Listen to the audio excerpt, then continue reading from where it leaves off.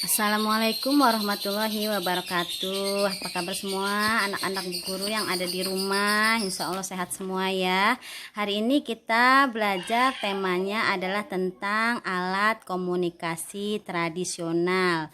Alat komunikasi tradisional itu lebih pada alat komunikasi yang dalam proses pembuatannya, jangkauannya dan manfaatnya masih sangat sederhana, berbeda dengan alat komunikasi modern itu yang lebih canggih, yang minggu lalu itu sudah kita bahas ya anak-anak.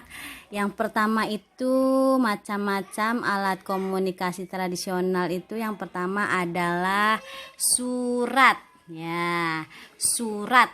Nah, surat ini digunakan untuk memberi kabar kepada saudara, teman, atau siapa saja yang jaraknya jauh ya, kita melalui surat.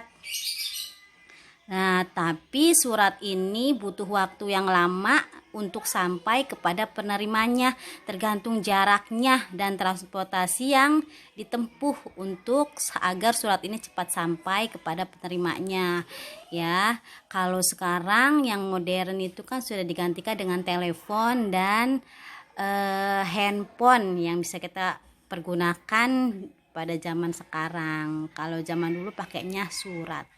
Yang kedua adalah telepon kaleng. Nah, telepon kaleng yang terhubung dengan benang.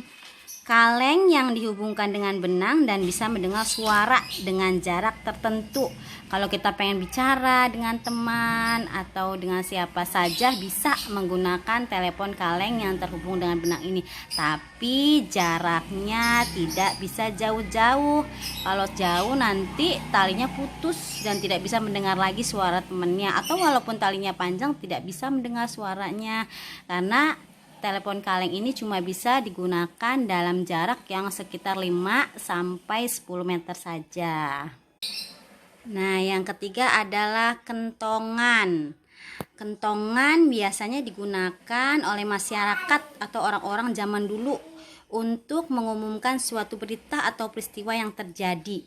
Nah, para penjaga malam, hansip atau yang jaga malam biasanya menggunakan kentongan sebagai media komunikasi ketika ada maling, sehingga mendengar suara yang keluar dari kentongan itu membuat masyarakat atau orang-orang keluar rumah untuk mencari tahu apa yang terjadi. Nah, digunakan kentongan ini biasanya di kampung-kampung ya, pada zaman dahulu biasanya digunakan ya kentongan ini. Ya, yang keempat adalah hewan merpati. Nah, hari ini kita belajar tentang hewan merpati ya, hari Kamis. Itu hewan merpati biasanya digunakan untuk mengirimkan surat. Jadi orang zaman dulu itu menggunakan surat melalui hewan merpati ini. Jadi hewan merpati ini sebagai pengganti Pak Pos ya, nganterin surat. Yang nganterin surat itu burung merpati, bukan Pak Pos. Setelah ada Pak Pos, burung merpati sudah tidak digunakan lagi gitu, ya. Ya, alat komunikasi tradisional yang terakhir itu adalah lonceng. Lonceng itu lonceng yang mengeluarkan bunyi.